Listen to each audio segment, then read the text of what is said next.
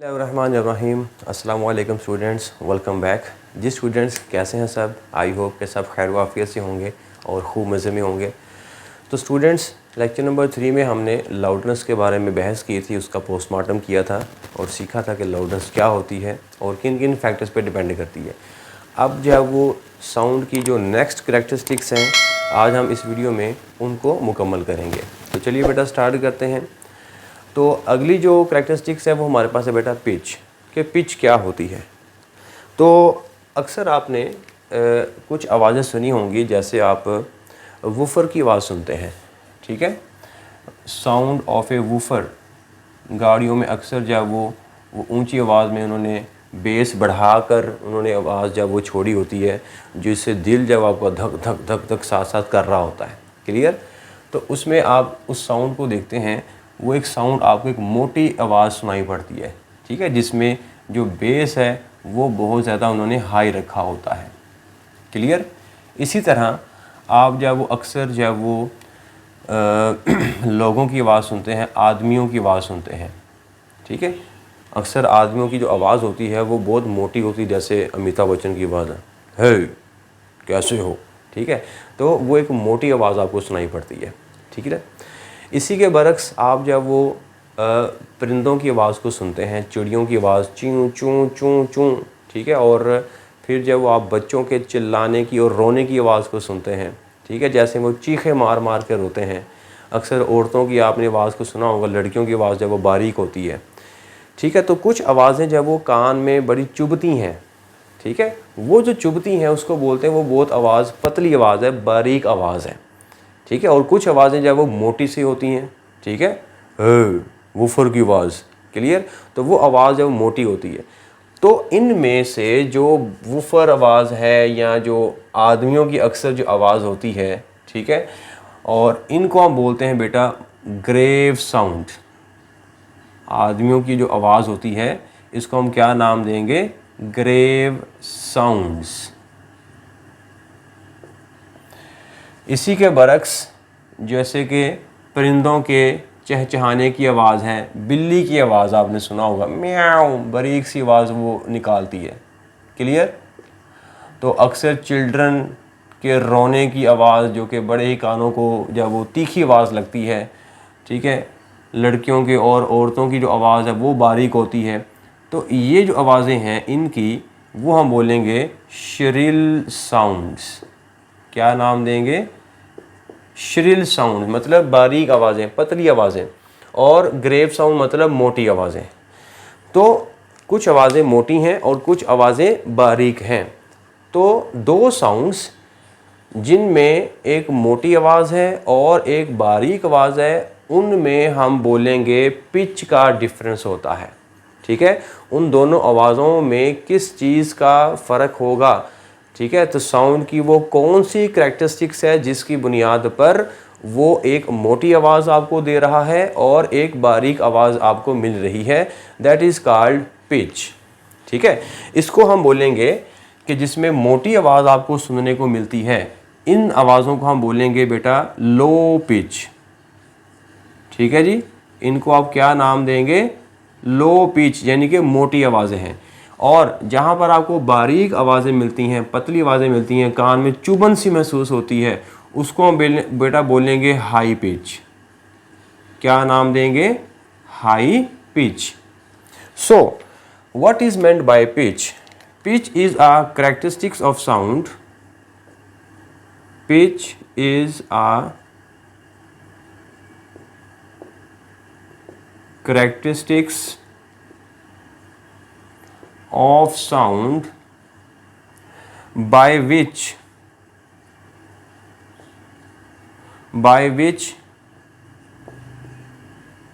grave and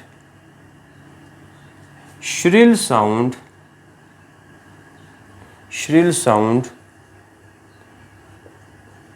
can be differentiated, कि एक मोटी आवाज़ और एक पतली आवाज़ में फ़र्क जो है उसको हम क्या नाम देंगे? पिच का नाम देंगे। और वो दोनों आवाज़ें जो हैं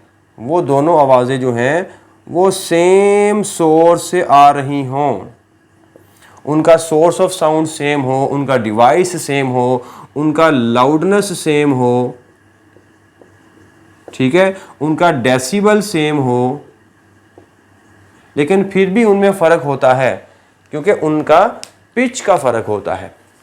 उन दोनों आवाज़ों में पिच का फ़र्क होता है। अगर लो पिच है मतलब वहाँ से मोटी आवाज़ आपको सुनाई देगी, और अगर हाई पिच है इसका मतलब आपको वहाँ पे एक चुभती हुई आवाज़, एक बारीक सी आवाज़ जो कि कानों में चुभती है सुई जैसी, वो आपको महसूस होगी। ठीक है, अब ये लो पिच ऐसा क्या बनाती है या हाई पिच में ऐसा क्या होता है जिससे वो आवाज़ जो है वो आपको मोटी और एक बारीक सुनाई पड़ती है। ठीक है, जैसे मैं गाना गाता हूँ, मिस्टर लावा लावा तेरी आँखों का जादू, फिर मैं गाता हूँ मिस्टर लावा लावा तेरी आँखों का जादू, तो इन दोनों आवाज़ों में क्या है, आपको फ़र्क सुनाई पड़ता है। एक बार मैंने मोटी आवाज़ निकाली, एक बार मैंने बारीक आवाज़ निकाली, पिच का फ़र्क है। तो मतलब ये जो आवाज़ें निकली हैं इनमें फ़र्क जो है वो सेम डिवाइस से निकली है। ठीक है, सेम लाउडनेस से मैंने बोला, सेम डिवाइस से मैंने बोला, लेकिन इनमें जो फ़र्क करने वाली जो क्वांटिटी है वो कहलाएगी बेटा फ्रीक्वेंसी। यानी कि जो पिच जो है, पिच तो डिफरेंट है, ठीक है, एक मोटा है एक बारीक है, इस मोटे और बारीक को तो हम पिच का नाम देते हैं, लेकिन ये मोटा और बारीक बन क्यों रहा है वो है उसके फ्रीक्वेंसी की वजह से। क्लियर? तो अगर फ्रीक्वेंसी पिच जो है वो डिपेंड करती है बेटा फ्रीक्वेंसी के ऊपर। पिच किसके ऊपर डिपेंड करती है? फ्रीक्वेंसी के ऊपर।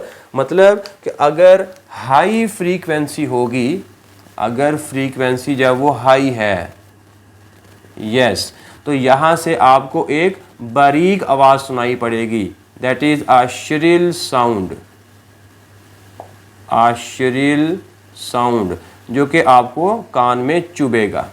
ठीक है, हाई फ्रीक्वेंसी मतलब श्रिल साउंड मतलब हाई पिच। उसकी पिच कैसी होगी? उसकी पिच जो है वो हाई होगी। इसी तरह अगर हम बात करते हैं लो फ्रीक्वेंसी की, अगर फ्रीक्वेंसी लो है इट मीन्स दैट कि वो आवाज़ आपको कैसी सुनाई पड़ेगी? ग्रेव साउंड होगी, मोटी आवाज़ होगी, और मोटी आवाज़ का मतलब उसकी पिच कैसी होगी? लो होगी। जी प्यारे बच्चों, यहाँ तक बात हुई क्लियर? तो पिच का इन्हसार उसकी फ्रीक्वेंसी भी होता है। तो फ्रीक्वेंसी ही बेसिकली वो फैक्टर है जो उस आवाज़ को मोटा बना रहा है या उस आवाज़ को वो बारीक बना रहा है। अगर फ्रीक्वेंसी हाई है तो बारीक आवाज़ निकलेगी, और अगर फ्रीक्वेंसी लो है तो एक मोटी दैट इज़ लो पिच वाली आवाज़ निकलेगी। तो फिर यहाँ से पिच का और फ्रीक्वेंसी का कैसा रिलेशन हुआ, ज़रा सोच के बताएं। यस, तो फ्रीक्वेंसी और पिच जो है ये आपस में डायरेक्टली प्रोपोर्शनल होंगे। तो हम यहाँ पे लिखते हैं कि पिच जो है is directly proportional to what? Frequency. Higher the frequency, higher will be the pitch, the voice will be more shrill. Low is the frequency, lower will be the pitch, the voice will be more grave. जी बच्चों, यहाँ तक वो clear? तो pitch का frequency के साथ direct relation होता है। अच्छा, अब ज़रा इनमें सोच कर बताएं, मेरा क्वेश्चन है अगेन, पिच क्या मेजरेबल क्वांटिटी है या नहीं? सोच के बताएं, ज़रा वीडियो को पॉज करें और ज़रा कमेंट बॉक्स में ज़रा बताएं कि पिच जो है क्या ये मेजरेबल क्वांटिटी है या नहीं। तो देखें, आपने एक आवाज़ को सुना, ठीक है, वो आवाज़ आपको बारीक महसूस हो सकती है, लेकिन अगर वही आवाज़ कोई दूसरा आदमी सुने तो हो सकता है कि उसको वो आवाज़ जो आपको बारीक लग रही है उसको वो बारीक ना लगे। पॉसिबिलिटी है ना? पॉसिबिलिटी है कि मैं जो आवाज़ सुन रहा हूँ हो सकता है कि वो मुझे ग्रेव लग रही है, या हो सकता है कि वही आदमी जो वही उसी आवाज़ को दूसरा आदमी सुने तो वो उसको वो ग्रेव ना लगे, मे बी उसको वो श्रील आवाज़ महसूस हो। तो डिपेंडेंस है, मैं उसको और फील कर रहा हूँ, वो उसको कुछ और फील कर रहा है। क्लियर? तो मेरे लिए कुछ और मीनिंग है, उसके लिए कुछ और मीनिंग है, मेरे लिए कुछ और मतलब है, उसका कुछ और मतलब है। वो उसको लाइट ले रहा है मतलब उसको वो बारीक सुन रहा है, मैं उसको बारीक नहीं सुन रहा। या मुझे वो बारीक आवाज़ लग सकती है, उसको वो बारीक आवाज़ नहीं लग सकती है। ठीक है, तो ये डिपेंड करता है पर्सन टू पर्सन कि पिच वो आवाज़ मोटा है या वो बारीक है। ये डिपेंड करता है कि वो सुनने वाला उसको कैसा महसूस कर रहा है, आया कि वो उसको बारीक कह रहा है या उसको वो मोटा कह रहा है। तो अगेन पिच जो है ये डिपेंड करती है पर्सन टू पर्सन।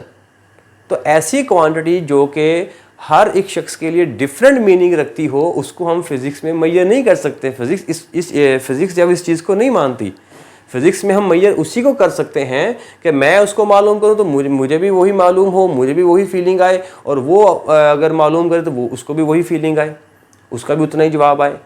क्लियर? तो मेजरमेंट जो है वो अगेन उसी को हम कर सकते हैं जो हर एक के लिए कैसा हो। जैसे मैंने आपको प्रीवियस वीडियो में एग्जांपल दी थी कि आपने मार्कर की हाइट को मालूम करना है, तो हाइट अगर मैं मालूम करूंगा तो मैं भी 10 सेंटीमीटर आए, दूसरा आदमी मालूम करेगा तो 10 सेंटीमीटर आएगी, तीसरा आदमी मालूम करेगा तो 10 सेंटीमीटर आएगी। तो हर शख्स इसको मालूम करेगा तो 10 आएगा। मतलब हाइट एक फिजिकल क्वांटिटी है, मेजरेबल क्वांटिटी है। लेकिन पिच जो है, हो सकता है कि वो आदमी जो सुन रहा है उसको बारीक लगे, मुझको मोटी लगे, या मुझको बारीक ना लगे, पॉसिबिलिटी है ना। तो लिहाजा ये पर्सन टू पर्सन क्या कर जाएगी, वेरी कर जाएगी। तो लिहाजा ये एक मेजरेबल क्वांटिटी नहीं है।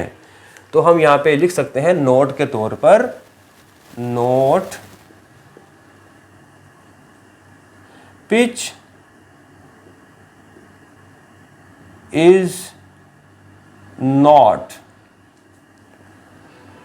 अ measurable quantity।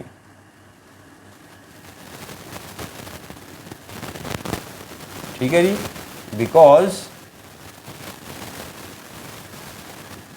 इट वेरीज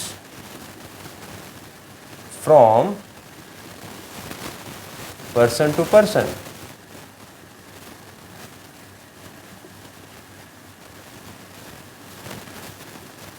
ठीक हो गया, ये पर्सन टू पर्सन वेरी कर सकती है। But what about frequency? But frequency के ऊपर क्या आपका जहन चलता है? फ्रीक्वेंसी के बारे में क्या राय है? क्या फ्रीक्वेंसी मेजरेबल है या नहीं? देखें, उसको हम समझते हैं कि ये हमारे पास एक ग्राफ है। मैं इस ग्राफ बनाता हूँ एक अच्छा सा प्यारा सा करके।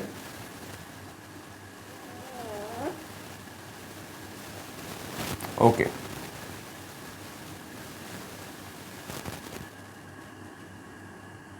ये मैंने एक ग्राफ बनाया। अब जो है ये एक और ग्राफ मैं बनाता हूं।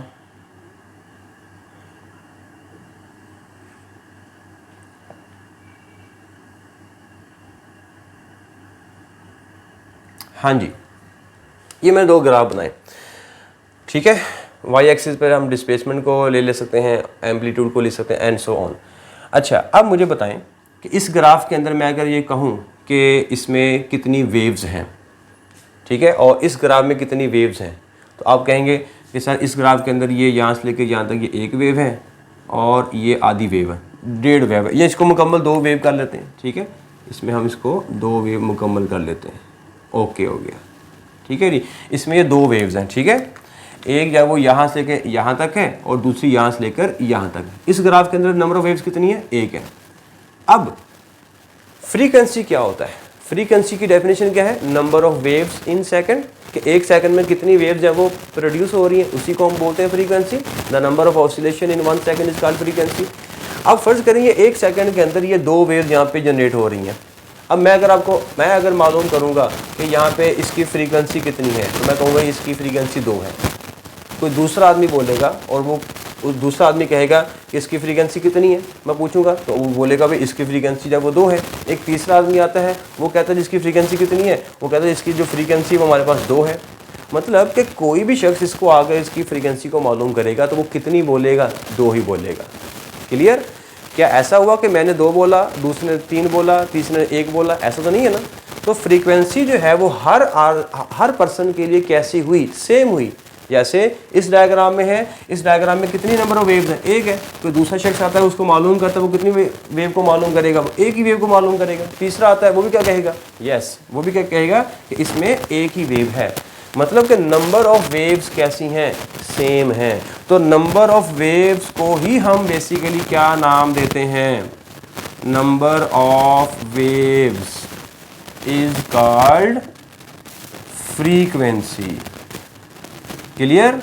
Number of waves in 1 second, number of waves in 1 second is called frequency, is called frequency. तो इसकी फ्रीक्वेंसी कितनी है, 2 है।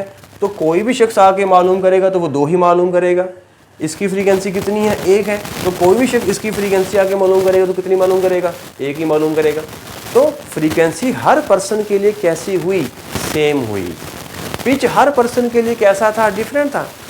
पिच आवाज़ का मोटा और बारीक बन है, तो वो जो मोटा लगना या बारीक लगना हर एक शख्स को एक जैसा नहीं लग सकता ना। किसी को वही आवाज़ मोटी लग सकती है, किसी को मोटी नहीं लग सकती। लेकिन फ्रीक्वेंसी हर पर्सन के लिए सेम रहेगी। कोई भी इसको मालूम करना चाहेगा, कैलकुलेट करना चाहेगा तो वो सेम मेजरमेंट करेगा।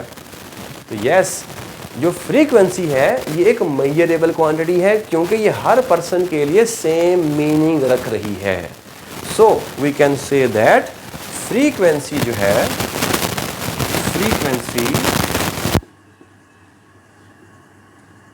Frequency is a measurable quantity. ठीक हो गया? Frequency is a measurable quantity, but pitch is not a measurable quantity. Measurable quantity मतलब फिजिकल क्वांटिटी नहीं है। पिच एक फिजिकल क्वांटिटी है। अगर है, इसका यूनिट क्या होगा वो हमने पढ़ा हुआ है बेटा। इसका यूनिट क्या होता है, हर्ट्स होता है। तो यूनिट उसी चीज का होगा ना जिसको हम मेजर कर सकते हैं। क्लियर? तो फ्रीक्वेंसी को हम मेजर करते हैं हर्ट्स की शक्ल में, लेकिन पिच को हम मेजर नहीं कर सकते क्योंकि वो एक मेजरेबल क्वांटिटी नहीं है। जी प्यारे बच्चों, यहाँ तक बात क्लियर हुई? अच्छा, अब इसी के रिलेटेड एक छोटी सी एक और इन्फॉर्मेशन आपको बतानी है। जैसे मैं यहाँ पे 2-3 ग्राफ बनाता हूँ और इनमें अगर आपको मैं बोलूँ कि फ़र्क बयान करो, इन ग्राफ्स के अंदर क्या क्या फ़र्क है, ठीक है? आपको ग्राफ भी वो देकर उसमें फ़र्क पूछ सकता है। जैसे ये ग्राफ और एक और ग्राफ बनाता हूँ मैं, ठीक है? और इसी तरह एक और हमारे पास ग्राफ है। 2-3 मैं ग्राफ इकट्ठे बनाता हूँ, फिर उसमें हम फ़र्क को तलाश करने की कोशिश करेंगे। जैसे ये हमारे पास एक ग्राफ है,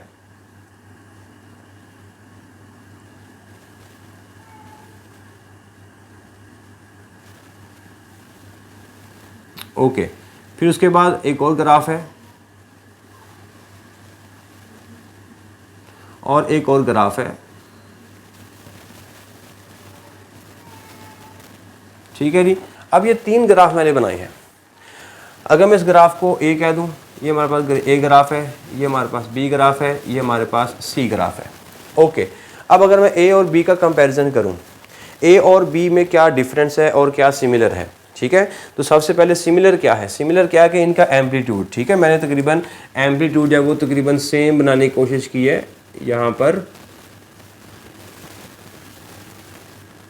ठीक है? इसी तरह नीचे भी एम्पलीट्यूड तकरीबन सेम मैंने बनाने की कोशिश की है, ओके। तो इन दोनों ग्राफ्स के अंदर सिमिलर चीज़ें क्या हैं? तो इनका एम्पलीट्यूड सेम है। तो अगर एम्पलीट्यूड सेम है तो क्या चीज़ सेम है? लाउडनेस। याद रखिएगा, लाउडनेस का जो ज़्यादातर डिपेंडेंस होता है ना, वो उसके एम्पलीट्यूड पर होता है, ठीक है? हम ये बात यहाँ पे लिख लेते हैं, आपको याद हानि हो जाए कि लाउडनेस closely related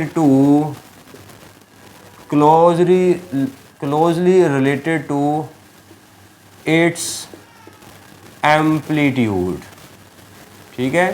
कि लाउडनेस का जो ज़्यादातर इन्हसार होता है बेटा वो उसके एम्पलीट्यूड पर होता है। Clear? Point to be noted. अब पहले ग्राफ के अंदर एम्पलीट्यूड और दूसरे ग्राफ के अंदर एम्पलीट्यूड कैसा है? एक जैसा है। तो अगर एम्पलीट्यूड एक जैसा है तो लाउडनेस कैसी होगी? सेम होगी, ठीक है? ए और बी ग्राफ का अगर हम कंपैरिजन करें तो graph A and graph B same loudness, मतलब सेम एम्पलीट्यूड, सेम एम्पलीट्यूड है तो इसका मतलब कि यहाँ पर सेम लाउडनेस होगा, ठीक है, सेम लाउडनेस होगा। लेकिन अगर हम नंबर ऑफ वेव्स को देखें, मतलब नंबर ऑफ वेव मतलब फ्रीक्वेंसी, तो इसकी जो फ्रीक्वेंसी है वो ज़्यादा है क्योंकि यहाँ पर एक वेव यहाँ तक और ये दूसरी वेव, लेकिन यहाँ पे है एक ही वेव हमारे पास है। क्लियर? तो यहाँ पर नंबर ऑफ वेव्स जो है वो 2 हैं, यहाँ पे नंबर ऑफ वेव्स 1 है।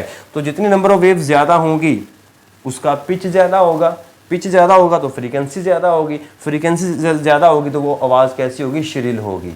और अगर यहाँ पे देखें तो नंबर ऑफ वेव्स कम है, नंबर ऑफ वेव्स कम है मतलब पिच कम है, पिच कम है मतलब आवाज़ कैसी है, ग्रेव साउंड है। ठीक है, तो ए और बी में सेम एम्पलीट्यूड है और सेम लाउडनेस है। क्लियर? लेकिन ये वाली जो आवाज़ है ये आवाज़ को बोलेंगे, अगर मैं ए और बी का कंपैरिजन करूँ, ठीक है ना, ए और बी के कंपैरिजन के अंदर ये जो आवाज़ है ये आपको श्रिल कहलाएगी, श्रिल कहलाएगी, और ये वाली जो आवाज़ है ये आपको क्या कहलाएगी, ग्रेव कहलाएगी। ठीक हो गया यहाँ तक? और इसकी जो पिच है वो कैसी मानी जाएगी, हाई पिच, और इसकी पिच कैसी मानी जाएगी, लो पिच। जी प्यारे बच्चों, यहाँ तक हुआ क्लियर कि दो ग्राफ्स के दरमियान अगर आपको कंपैरिजन करना हो तो कैसे कंपैरिजन करेंगे। ओके, अब अगर मैं बात करूँ ए और सी ग्राफ की, तो ए और सी ग्राफ में क्या डिफरेंस है, क्या सिमिलैरिटीज़ हैं। तो अगर मैं ए और सी की बात करूँ, A and C, a graph और सी ग्राफ, तो सबसे पहले तो इनके एम्पलीट्यूड में डिफरेंस है। ठीक है, इसका एम्पलीट्यूड ज़्यादा है, इसका एम्पलीट्यूड क्या है, कम है। ठीक है, तो एम्पलीट्यूड में डिफरेंस है, डिफरेंस इन एम्पलीट्यूड। तो अगर एम्पलीट्यूड डिफरेंस है तो लाउडनेस में डिफरेंस होगा। ठीक है, डिफरेंस इन लाउडनेस। उसके बाद ए और सी के अंदर नंबर ऑफ वेव्स कैसी हैं, नंबर ऑफ वेव सेम है। यहाँ पर है एक वेव दो वेव, यहाँ पर क्या है, एक वेव दो वेव, यस। यहाँ पर नंबर ऑफ वेव्स कैसी हैं, सेम है। नंबर ऑफ वेव मतलब फ्रीक्वेंसी सेम है, फ्रीक्वेंसी सेम है तो पिच सेम है। क्लियर? तो दोनों आवाज़ें कौन सी, जब वो श्रिल है और कौन सी ग्रेव है, दोनों आवाज़ें सेम हैं, इनमें कोई श्रिल और कोई ग्रेव में फ़र्क नहीं है। अगर दोनों ग्रेव हैं या तो दोनों ग्रेव हैं या दोनों आपके पास श्रिल हैं, क्योंकि नंबर ऑफ वेव्स सेम है ना। तो नंबर ऑफ वेव्स मतलब फ्रीक्वेंसी सेम है, फ्रीक्वेंसी सेम मतलब पिच सेम है। तो अगर पिच सेम है मतलब ना तो वो मोटी है ना हो वो बारीक है। तो फ्रीक्वेंसी में इनका सेम है और लाउडनेस में इनका फ़र्क आता है। क्लियर? इसी तरह अगर मैं बी और सी को कंपैरिजन करूं तो आप बी और सी में कंपैरिजन कर सकते हैं। ठीक है, बी में नंबर ऑफ वेव्स 1 है, इसमें नंबर ऑफ वेव्स 2 हैं, ज़्यादा इसकी फ्रीक्वेंसी कम है, इसकी फ्रीक्वेंसी ज़्यादा है। ये लो पिच है, ये हाई पिच है। लेकिन अगर मैं बात करूं एम्पलीट्यूड की तो वो इसका ज़्यादा है और इसका कम है। तो अगर एम्पलीट्यूड ज़्यादा है मतलब लाउडनेस ज़्यादा है, और इसका जो एम्पलीट्यूड है वो कम है मतलब लाउडनेस कम है। क्लियर? तो इस तरह जो है वो आप कंपैरिजन कर सकते हैं किसी भी दो वेव फॉर्म्स के दरमियान, फ्रीक्वेंसी का, लाउडनेस का, पिच का, कि क्या डिफरेंस है उसके दरमियान। क्लियर हो गया यहाँ तक बच्चों? तो ये जस्ट एक इन्फॉर्मेशन एक चीज़ थी, इसलिए आपको मैंने बताना ज़रूरी समझा कि क्वेश्चन आपको इस तरह से भी आ सकता है। आपको ग्राफ को दे सकता है और आपसे पूछ सकता है कि बताओ भी किसकी फ्रीक्वेंसी ज़्यादा है, किसकी लाउडनेस कम है, वगैरह वगैरह। क्लियर? अच्छा जी, अब हम बात करते हैं नेक्स्ट, अगली जो प्रॉपर्टी है वो हमारे पास बेटा quality. Quality, what is meant by quality. Quality में क्या होता है कि टू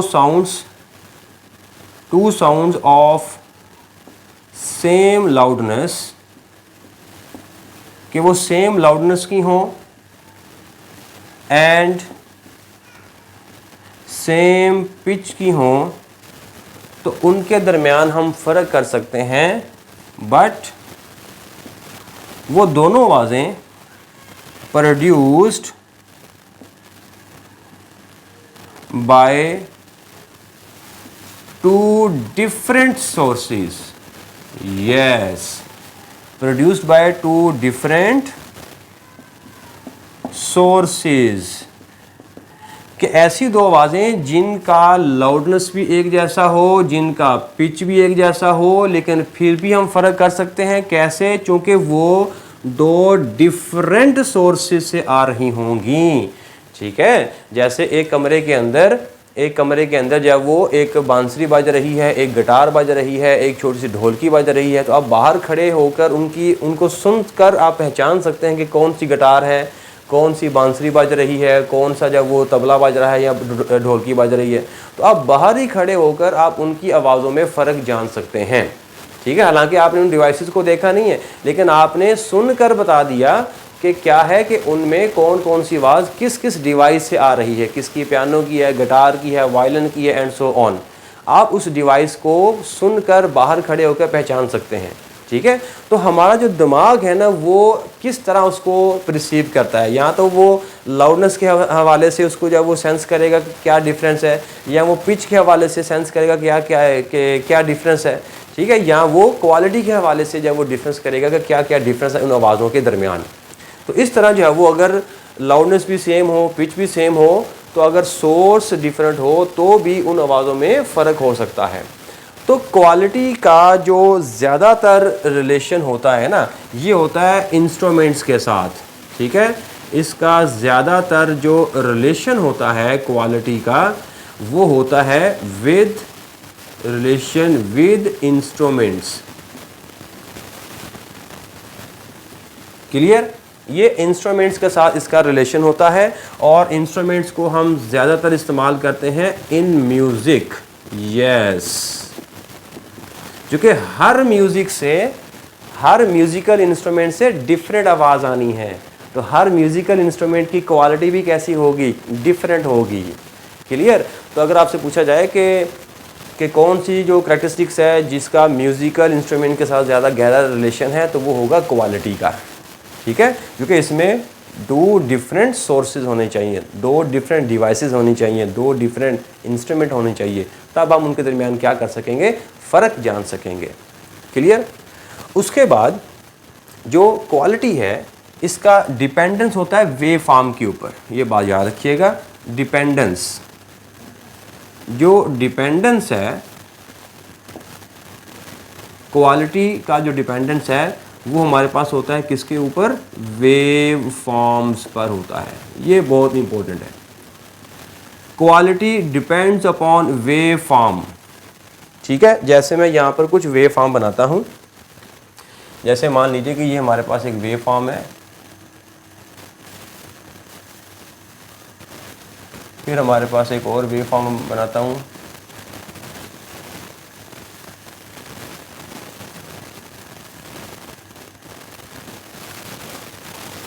अब ये एक वेव फॉर्म है।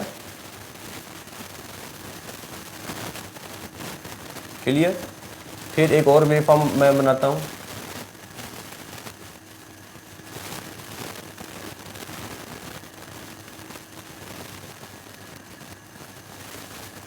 और एक और वेव फॉर्म बनाता हूँ मैं।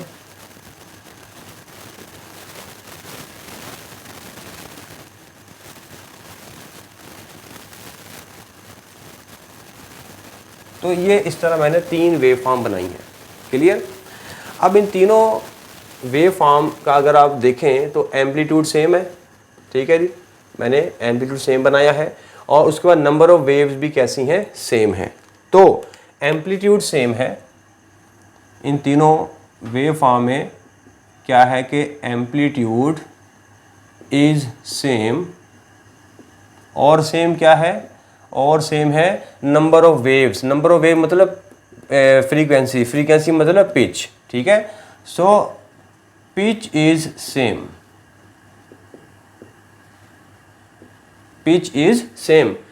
तो एम्पलीट्यूड मतलब लाउडनेस, पिच मतलब फ्रीक्वेंसी, ये सेम है, लेकिन फिर भी ये तीनों डिफरेंट हैं। क्यों? क्योंकि ये तीनों डिफरेंट डिवाइसेस से आ रही हैं। ये जो हमारे पास डिवाइस है, इसको बोलेंगे ट्यूनिंग फोर्क, यानी कि ट्यूनिंग फोर्क की जो आवाज़ का जो वेव फॉर्म होता है वो कुछ इस तरह का होता है। ये बहुत ही मशहूर एक वेव फॉर्म है। इसके बाद ये जो हमारे पास है, ये होता है वायलिन का। ठीक है, ये हमारे पास एक वायलिन का होता है, और ये हमारे पास होता है पियानो का। ठीक है, तो 3 डिफरेंट डिवाइसेस हैं, तो उन तीनों डिफरेंट डिवाइसेस से जो वेव फॉर्म आ रहा है वो डिफरेंट आ रहा है। तो इन वेव फॉर्म की बुनियाद पर हम बता सकते हैं कि ये दो जो साउंड्स हैं ये डिफरेंट डिवाइसेस से आ रही हैं। क्लियर? ओके, तो ये था बेटा क्वालिटी, कि क्वालिटी जब वो क्या होता है, किस बात पर डिपेंड करता है, और इसका इंस्ट्रूमेंट्स के साथ ही रिलेशन होता है। ठीक है ना, कि कौन सी कैरेक्टरिस्टिक्स है जिसका इंस्ट्रूमेंट के साथ रिलेशन होता है, तो वो आंसर है क्वालिटी। किसका म्यूजिकल के साथ रिलेशन होता है, वो है क्वालिटी। क्लियर? बाकी दोनों में, पिच में और लाउडनेस में हमने देखा था कि सोर्स ऑफ साउंड के कैसा होना चाहिए, सेम होना चाहिए। ठीक है, लाउडनेस के अंदर भी हमने देखा 2 आवाज़ें जो कि सेम सोर्स से आ रही हैं, पिच के अंदर भी 2 आवाज़ें जो कि सेम सोर्स से आएंगी, लेकिन क्वालिटी के अंदर 2 आवाज़ें वो 2 डिफरेंट सोर्स से आएंगी। तब हम पहचान पाएंगे कि वो क्वालिटी में डिफरेंस है, इसलिए उनकी आवाज़ें डिफरेंट है। जी प्यारे बच्चों, यहाँ तक बात क्लियर हुई?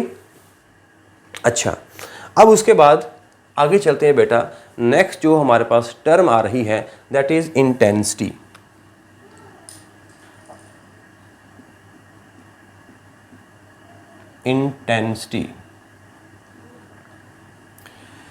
इंटेंसिटी ये जो टर्म है इसकी ज़रूरत क्यों पेश आई, पहले तो आपको ये समझना है। ठीक है, इसको समझने के लिए हमारे पास है लाउडनेस वाला आर्टिकल।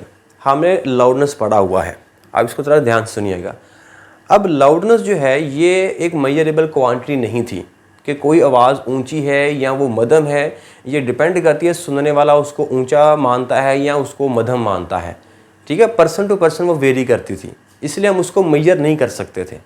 हालांकि वो कान में आवाज़ आ रही है, लेकिन हम उसको ऊंचा बोल रहे हैं या उसको मध्यम बोल रहे हैं, ये हमारे उस सुनने वाले के ऊपर डिपेंड करता है कि वो उसको कैसे जज करता है। तो इसी चीज़ को हल करने के लिए हमने अगली जो टर्म है इंटेंसिटी को इंट्रोड्यूस किया। जो लाउडनेस थी वो उस सुनने वाले की हालत के ऊपर भी डिपेंड करती है, physical condition of the person, physical condition of the year, वो उस बात पर भी डिपेंड करती है। इसको हम देखेंगे क्या ये फिजिकल कंडीशन के ऊपर डिपेंड करती है। ठीक है, तो इंटेंसिटी को हमने इंट्रोड्यूस किया लाउडनेस की मेजरमेंट के लिए, कि जो लाउडनेस है अगर हम उसको डेसिबल में मेजर भी कर सकते हैं और साथ ही साथ हम उसको जो है वो एक और यूनिट में मेजर कर सकते हैं। वो यूनिट हम यहाँ से इंट्रोड्यूस करेंगे इंटेंसिटी को पढ़ने के बाद। तो इंटेंसिटी होता क्या है बेसिकली, तो इंटेंसिटी है जैसे कि यहाँ पर हमारे पास एक सोर्स ऑफ साउंड है, यहाँ पर हमारे पास एक सोर्स ऑफ साउंड है, यहाँ से आवाज़ जब वो निकल रही है, साउंड वेव निकल रही हैं, और इसके रास्ते में हमने क्या कर दिया, एक सरफेस को प्लेस कर दिया परपेंडिकुलरली। ठीक है, एक सरफेस को हमने इसके रास्ते में परपेंडिकुलर जो है वो क्या कर दिया, प्लेस कर दिया। अब यहाँ से साउंड वेव्स आएंगी,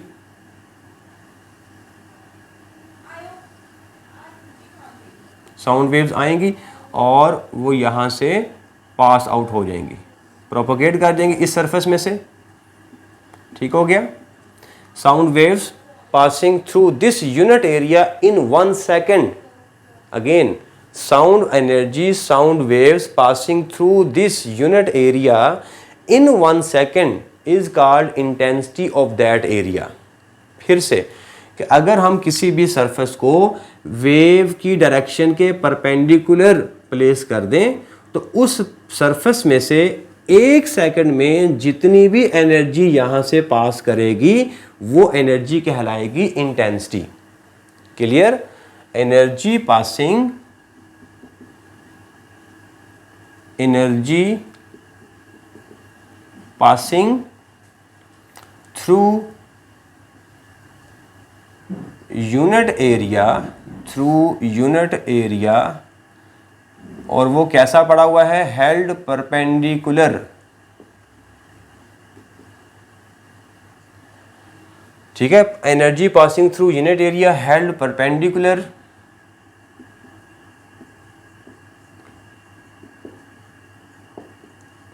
in the direction of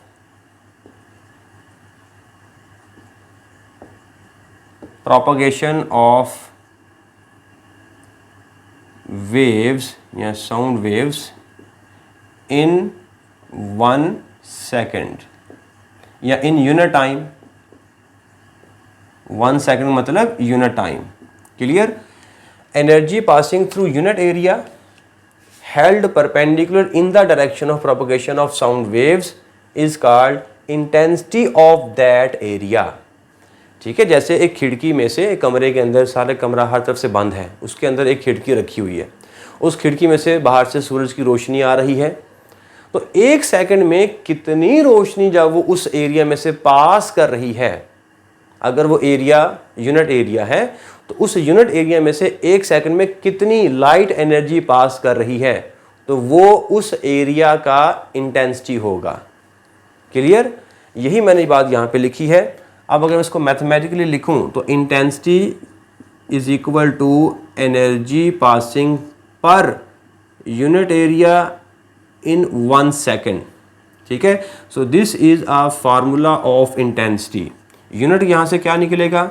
unit की बात करें तो हमारे पास होगा यूनिट, जो एनर्जी का यूनिट हमारे पास होगा बेटा यूनिट, एनर्जी का यूनिट हमारे पास होगा जूल। ठीक है, ओवर एरिया का यूनिट मीटर स्क्वायर, टाइम का unit second, metre square into seconds. अब इसमें जो जूल ओवर सेकंड है, जूल पर सेकंड, ये हमारे पास होता है बेटा वाट, वाट, उसके बाद per metre square. So unit is watt per metre square. इसको आप ऐसे भी लिख सकते हैं, watt per metre square. So this is a unit of intensity. अब देखें इंटेंसिटी मेजरेबल क्वांटिटी है या नहीं। जैसे कि मैंने आपको बताया शुरू में, लाउडनेस मेजरेबल क्वांटिटी नहीं है, क्योंकि वो loudness person to person vary करती है। लेकिन अगर मैं बात करूं इंटेंसिटी की, जैसे कि यहाँ पे मैंने 4 वेव्स को मैंने जब वो गुजारा, मतलब 4 जूल एनर्जी यहाँ से गुजर रही है, 4 जूल एनर्जी।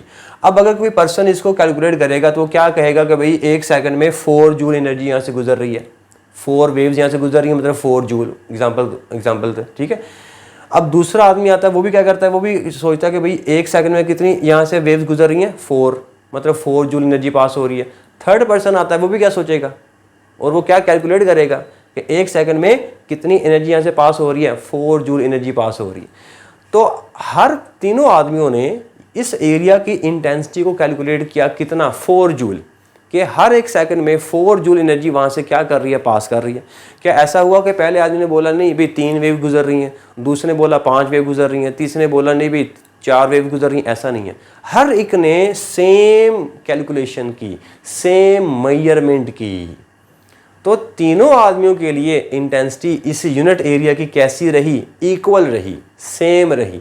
यस, फिजिक्स में इसी चीज़ को तो हम मेजर कर सकते हैं कि जो पर्सन टू पर्सन वेरी ना कर सके और हर पर्सन के लिए कैसी रहे, एक जैसी रहे। लाउडनेस कैसा था, लाउडनेस हर पर्सन के लिए वेरी कर रहा था, इसलिए हमने लाउडनेस को मेजरेबल क्वांटिटी नहीं बोला। बट जो इंटेंसिटी है ये कैसी क्वांटिटी हुई, यस, ये एक मेजरेबल क्वांटिटी है, ये एक मेजरेबल क्वांटिटी है। तो मेजरेबल को हम क्या नाम देते हैं, सब्जेक्टिव क्या ऑब्जेक्टिव? यस, ऑब्जेक्टिव कहते हैं। ठीक है, जैसे यहाँ पर पिच को मैंने बोला था, पिच जब वो मेजरेबल क्वांटिटी नहीं है, फ्रीक्वेंसी मेजरेबल क्वांटिटी थी, तो ऐसी क्वांटिटी जो कि मेजरेबल हो उसको हम बोलते हैं बेटा ऑब्जेक्टिव, याद रखिएगा। और जो ना हो उसको बोलेंगे सब्जेक्टिव। सब्जेक्टिव मतलब जो सब्जेक्ट टू सब्जेक्ट वेरी कर जाए, पर्सन टू पर्सन वेरी कर जाए, उसको बोलते हैं सब्जेक्टिव। तो इंटेंसिटी को तो हम मेजर कर सकते हैं और हर पर्सन के लिए ये कैसी रहती है, सेम रहेगी। ठीक है, तो इसको हम बोलेंगे, ये हमारे पास एक ऑब्जेक्टिव क्वांटिटी है। ठीक है, इंटेंसिटी एक ऑब्जेक्टिव क्वांटिटी है, इसको हम मेजर कर सकते हैं। अच्छा, अब क्या ये सुनने वाले के ऊपर डिपेंड करती है, फिजिकल कंडीशन के ऊपर डिपेंड करती है? सोचें ज़रा। अब फर्ज करें यही हमारा कान है, अब इस कान में ये कान डिफेक्टिव है या ये कान जब वो ठीक है तो इस 4 वेव से गुजरेंगी। ठीक है, अगर ये कान ठीक है, जैसे मैं सुन रहा हूँ, 1 सेकंड में मेरे कान से 4 वेव यहाँ से पास करती मेरे कान में से, तो 4 जूल मेरी इंटेंसिटी होगी। अब अगर मेरा कान डिफेक्टिव है, नहीं भी सुन रहा, तो भी तो एनर्जी यहाँ से गुजर रही है ना। कितनी गुजर रही है, 4 गुजर रही है 1 सेकंड में। तो यस, तो चाहे कान वो डिफेक्टिव हो चाहे वो डिफेक्टिव ना हो, इंटेंसिटी तो सेम रहेगी। तो क्या इंटेंसिटी उस सुनने वाले के कान पर भी डिपेंड करती है? नो। डिफेक्टिव हो या ना हो इसने फिक्स रहना है। लेकिन लाउडनेस डिपेंड करती थी। लाउडनेस क्या थी कि वो अगर सुनने वाला उसका कान ठीक है तो उसको वो ऊंची आवाज़ सुनाई देगी, इफेक्ट करेगी उसको। लेकिन अगर उसका कान डिफेक्टिव है तो उसको आप बोल लें तो उसको इफेक्ट नहीं करेगी। यानी कि एक बार लाउडनेस इफेक्ट कर रही है उसको, लेकिन एक बार इफेक्ट नहीं कर रही है। लेकिन यहाँ पे क्या होगा, यहाँ पे तो वो कितनी एनर्जी पास कर रही है उस कान में से। तो चाहे वो कान सुनने वाला है या सुनने वाला नहीं है, एनर्जी तो पास करना ही करना है। ठीक है, तो इस वजह से इंटेंसिटी जो है वो सुनने वाले के कान के ऊपर डिपेंड नहीं करती। Does not depend upon the physical condition of the listener. ये पॉइंट लिख सकते हैं हम यहाँ पे,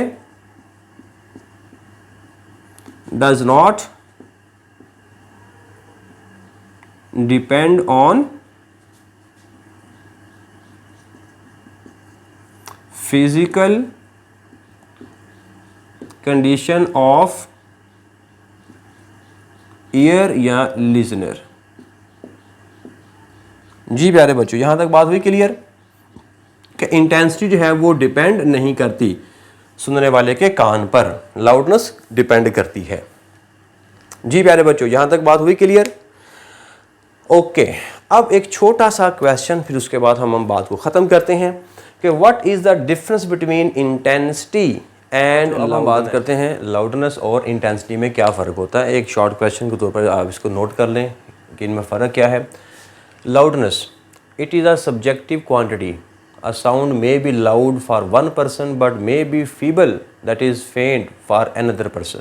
ठीक है, कि जो साउंड है ये एक सब्जेक्टिव क्वांटिटी है, जो एक पर्सन के लिए लाउड हो सकती है, दूसरे पर्सन के लिए लाउड नहीं हो सकती है। ठीक है, और इंटेंसिटी का पहला पॉइंट है, it is an objective quantity. ये ऑब्जेक्टिव क्वांटिटी है which does not change for person to person, जो कि ये पर्सन टू पर्सन चेंज नहीं होगी। लाउडनेस चेंज हो जाएगी और इंटेंसिटी चेंज नहीं होगी। दूसरा पॉइंट लाउडनेस का, it can not be measured as it is just sensation which can be felt, कि इसको हम मेजर नहीं कर सकते। ये जस्ट एक सेंसेशन होती है जो हम हमारे कान महसूस करते हैं कि आवाज़ लाउड है या वो मध्यम है, एक जस्ट सेंसेशन है। But intensity it can be measured as a physical quantity, इसको हम मेजर कर सकते हैं कि how much energy is passing through the area, how much energy is passing, 1 joule, 2 joule, 3 joule, how much energy is passing through that area, so that's why we can measure it intensity. तीसरा point है, depends sensitivity of the ears. ठीक है, ये सुनने वाले के कान के ऊपर डिपेंड करती है, इफेक्टिव कान है कि डिफेक्टिव कान है। ठीक है, इफेक्टिव कान के लिए ये मोर लाउडनेस होगी और डिफेक्टिव कान के लिए ये लाउडनेस का काम ही नहीं करेगी, उसको पता नहीं होगा कि आवाज़ आ रही कि नहीं आ रही। ठीक है, so that's why it does depend on sensitivity of the ears. और इंटेंसिटी है, does not depend on in sensitivity of the ears. कान डिफेक्टिव है नहीं डिफेक्टिव, एनर्जी तो पास वहाँ से होना ही होना है। ठीक है, उसके बाद लास्ट पॉइंट है, loudness is measured by the unit of decibel. अच्छा, ये मैंने क्या लिख दिया कि जो यूनिट है इसको डेसिबल में मेजर करते हैं, और ऊपर हम कह रहे हैं कि इसको मेजर हम कर ही नहीं सकते हैं। यस, फ़र्क देखिएगा।